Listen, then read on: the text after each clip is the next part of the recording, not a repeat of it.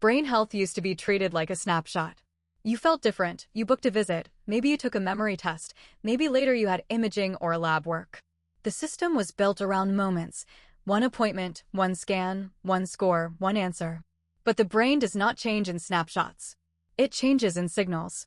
Sleep shifts. Speech rhythm changes. Reaction time slows. Walking patterns become less steady. Stress, blood pressure, glucose, hearing, vision, medication, social contact, and exercise all leave traces. Most of those traces are easy to miss when they are separated. This is where AI becomes interesting. Not because it can magically diagnose the brain from an app. It cannot. But because it can connect weak signals over time and ask a better question. Not simply, is this normal? But, has this person changed compared with their own baseline? That shift matters because the stakes are already visible. In 2021, the World Health Organization estimated that 57 million people were living with dementia worldwide. Alzheimer's disease international projects that number could reach 78 million by 2030 and 139 million by 2050.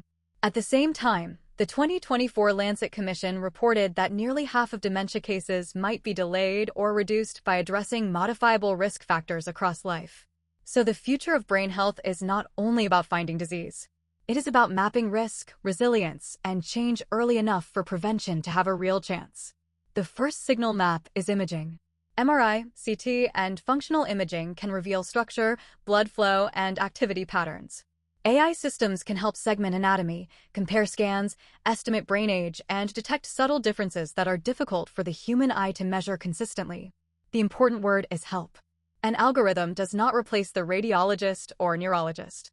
It can act like a measurement layer, highlighting regions, reducing repetitive work, and making follow-up comparisons more precise. In brain health, that precision is powerful because tiny changes can matter when they accumulate. The second signal map is sleep and recovery. Sleep is not just rest. It affects memory consolidation, mood regulation, metabolism, immune function, and the brain's ability to clear waste products. Wearables and home devices already collect sleep timing, movement, heart rate, breathing, and sometimes oxygen patterns. On their own, these numbers can become noise. AI can turn them into context.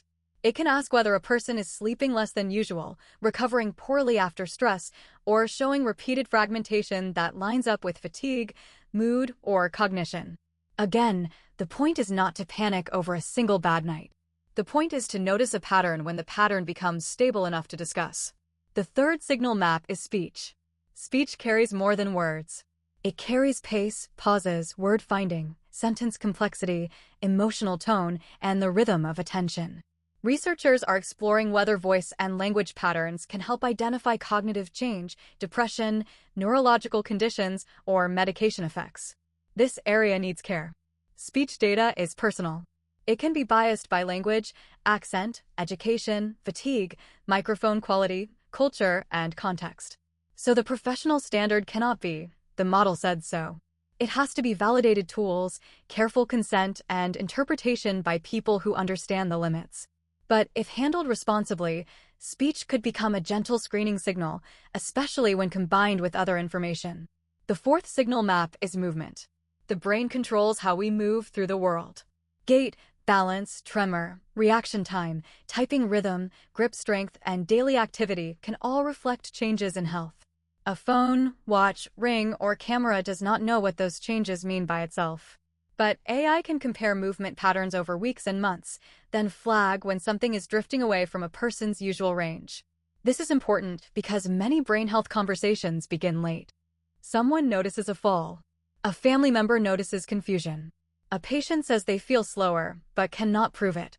A clinician sees them for 15 minutes and has to make sense of a long, invisible history. Signal mapping tries to make that history visible. The fifth signal map is the environment around the person. Brain health is not locked inside the skull. It is shaped by blood pressure, diabetes, cholesterol, hearing, vision, air pollution, loneliness, depression, education, head injury, smoking, alcohol, exercise, nutrition, and sleep. That is why the most useful AI brain health tools may not look like dramatic brain scanners. They may look like calm dashboards for clinicians, family caregivers, and patients, Fewer alarms, more context, clearer trend lines, and better prompts for the next conversation. For example, has sleep dropped at the same time as activity? Did medication change before dizziness increased? Is word-finding difficulty appearing only during poor sleep weeks? Are blood pressure and mood moving together? Are wearable signals consistent with what the patient reports? None of those questions is a diagnosis, but each one can make the appointment smarter. This is the lesson from the best AI in healthcare work in 2026. The value is not a flashy prediction. The value is workflow. Does the tool save time? Does it make the right information easier to see? Does it reduce friction for the clinician? Does it help the patient act earlier without creating fear? For brain health, that means AI has to be quiet enough to be trusted. It should explain what changed, how confident it is, what data it used, and what should happen next. It should know when not to speak. And it should keep a human professional in the loop for decisions that affect care. There are also real risks. A brain health model trained on one population may perform poorly on another. A consumer app may overstate what it can know. A prediction may create anxiety without a clear next step. Sensitive health data may be collected without enough transparency. So the guardrails are not optional. Validation matters. Privacy matters. Bias testing matters. Clear language matters. And any tool that claims to detect, diagnose, or treat a condition belongs in a medical-grade evidence pathway, not just a marketing page. The best version of AI brain health mapping is not a robot doctor. It is a better map. It helps people and clinicians see the terrain, imaging, sleep, speech, movement, medical history, lifestyle, and environment.